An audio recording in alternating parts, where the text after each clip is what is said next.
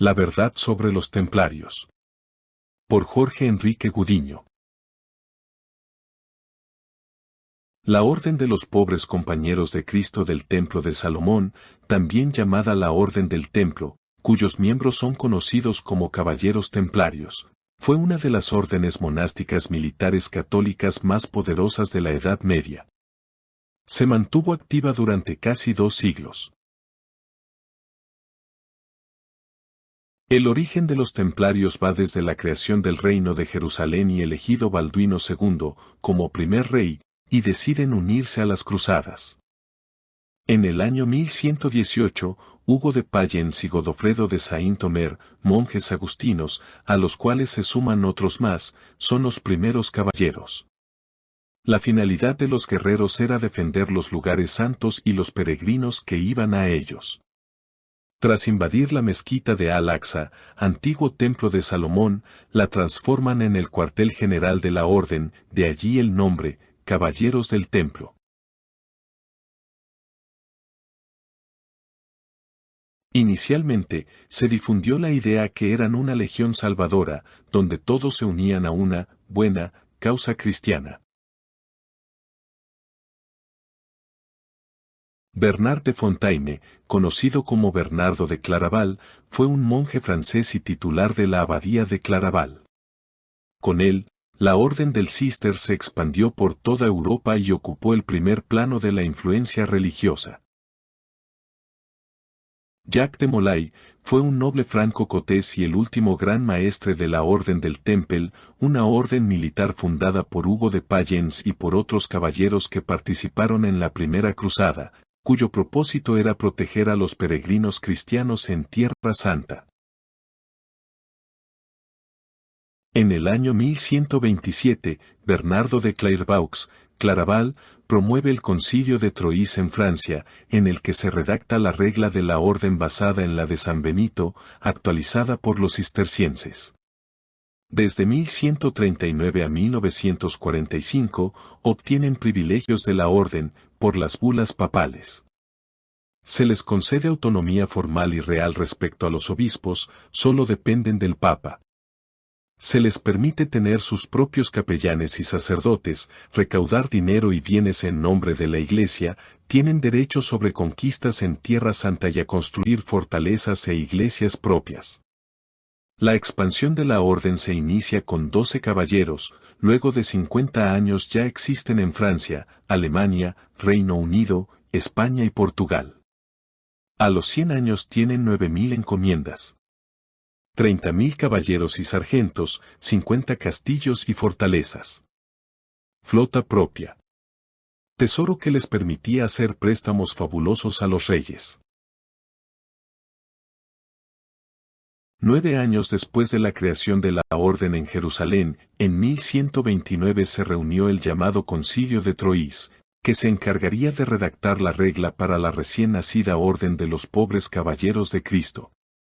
Hugo de Payens expuso ante la asamblea las necesidades de la orden, por lo que se decidieron, artículo por artículo, hasta los más mínimos detalles de esta, desde la forma de ayunar hasta la de llevar el peinado, pasando por rezos, oraciones e incluso armamento. Con los privilegios concedidos por la Iglesia cristiana, atacan a otras religiones, saquean poblaciones, despojan tierras, invaden campos y roban bienes históricos y religiosos.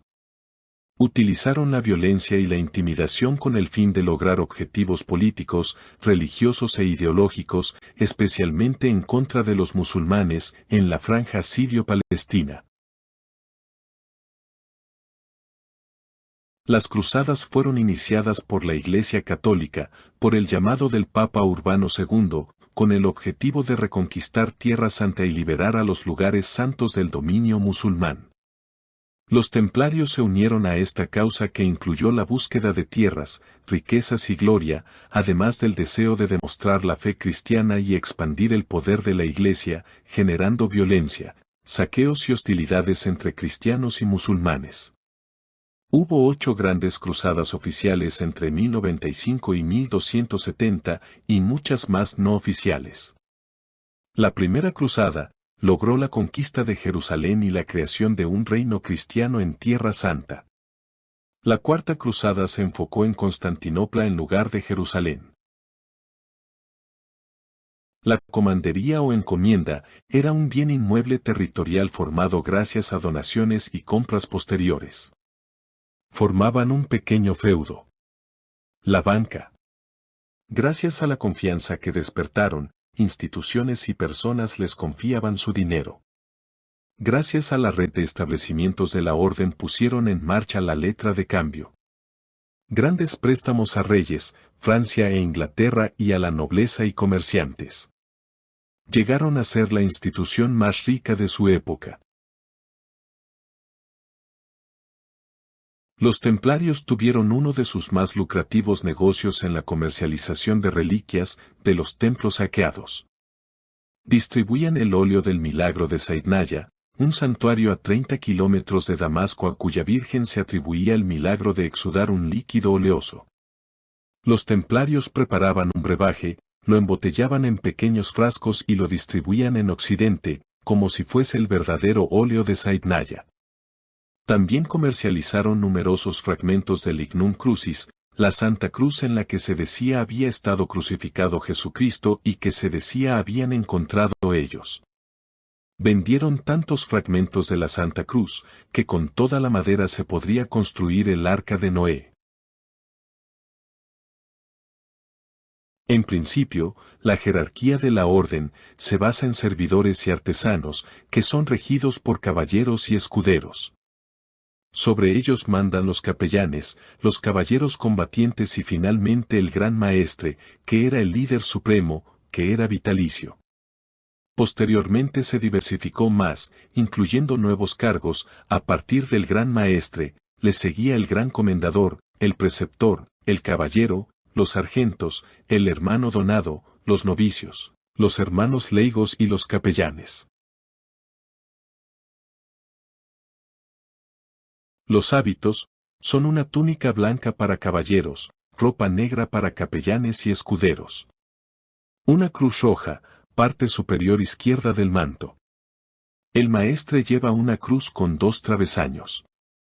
El gran maestre lleva un bastón con puño globo ornado por una cruz y el sello que representaba el templo de Salomón con 2 caballeros sobre un único caballo. Sus tiendas eran redondas y sus estandartes eran blancos con cruz roja. Los hermanos templarios oraban regularmente por las almas de quienes los nombraban herederos, a mayor era la herencia, más frecuentes eran las oraciones. Debido a que en algunos lugares, falsos caballeros empezaron a utilizar la capa blanca, en la orden se decidió cambiar el color por el negro o el marrón.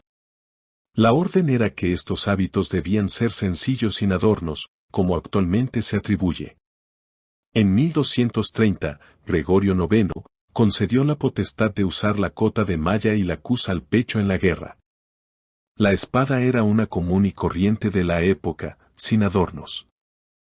Debido a que en algunos lugares, falsos caballeros empezaron a utilizar la capa blanca, en la orden se decidió cambiar el color por el negro o el marrón. La orden era que estos hábitos debían ser sencillos sin adornos, como actualmente se atribuye. En 1230, Gregorio IX concedió la potestad de usar la cota de malla y la cruz al pecho en la guerra. La espada era una común y corriente de la época, sin adornos.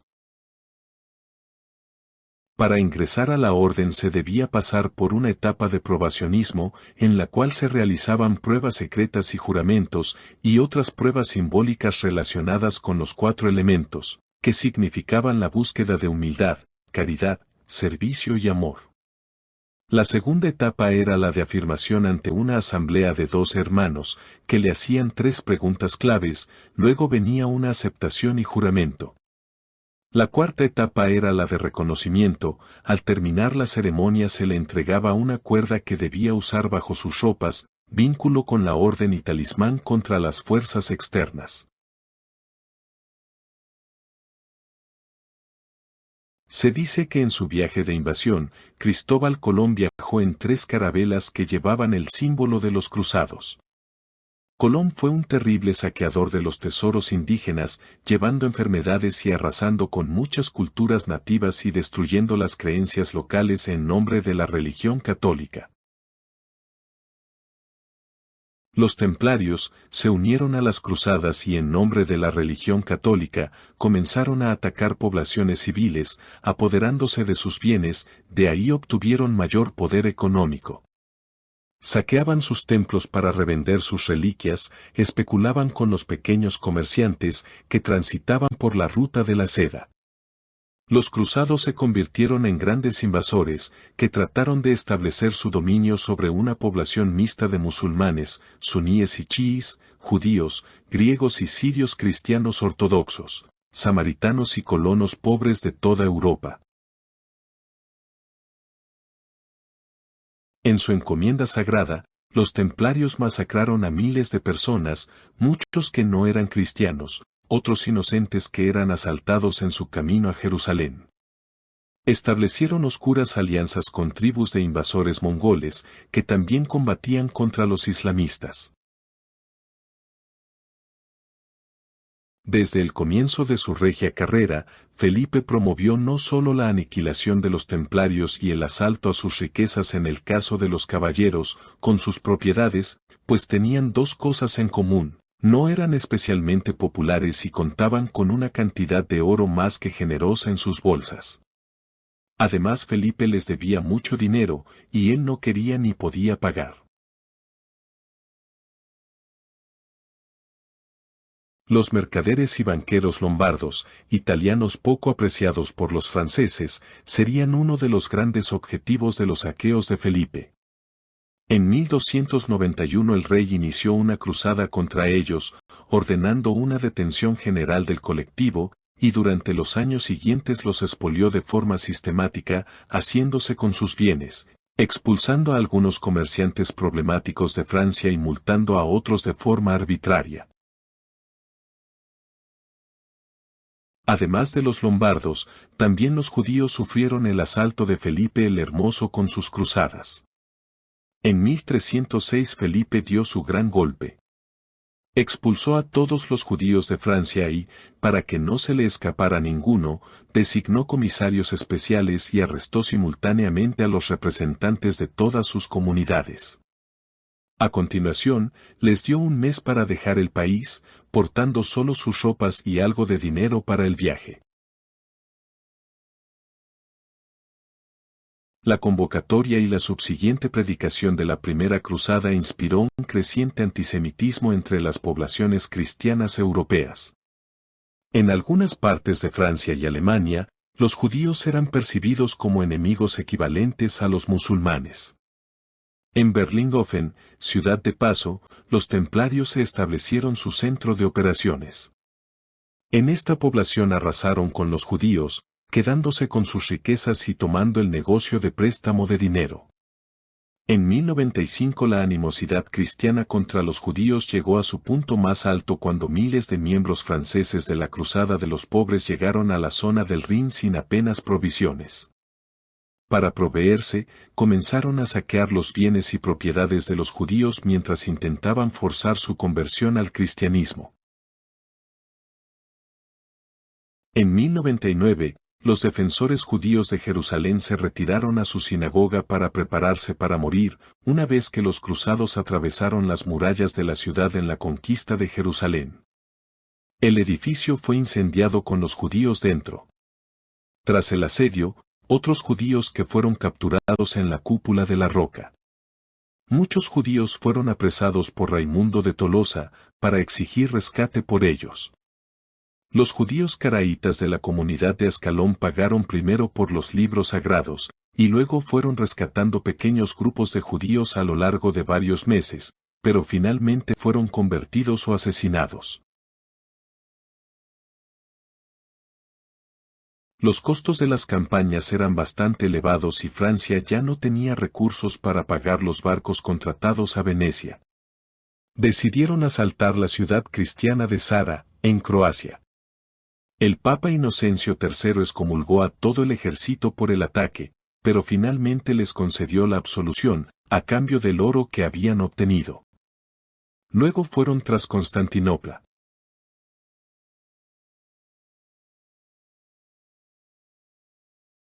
La cuarta, la quinta y la sexta cruzadas, a las que también se alistaron los templarios, no tuvieron repercusiones prácticas en Tierra Santa, solo fueron episodios demenciales como la toma de Bizancio en la Cuarta Cruzada. En 1203 Constantinopla fue saqueada durante varios días. Del saqueo no se libraron las iglesias ni los monasterios, y en la misma Santa Sofía fueron destruidos el iconostasio de plata y varios libros y objetos de culto. En Constantinopla, destrozaron las santas imágenes y arrojaron las sagradas reliquias de los mártires a lugares que me avergüenza mencionar, esparciendo por doquier el cuerpo y la sangre del Salvador. En cuanto a la profanación de la gran iglesia, destruyeron el altar mayor y repartieron los trozos entre ellos.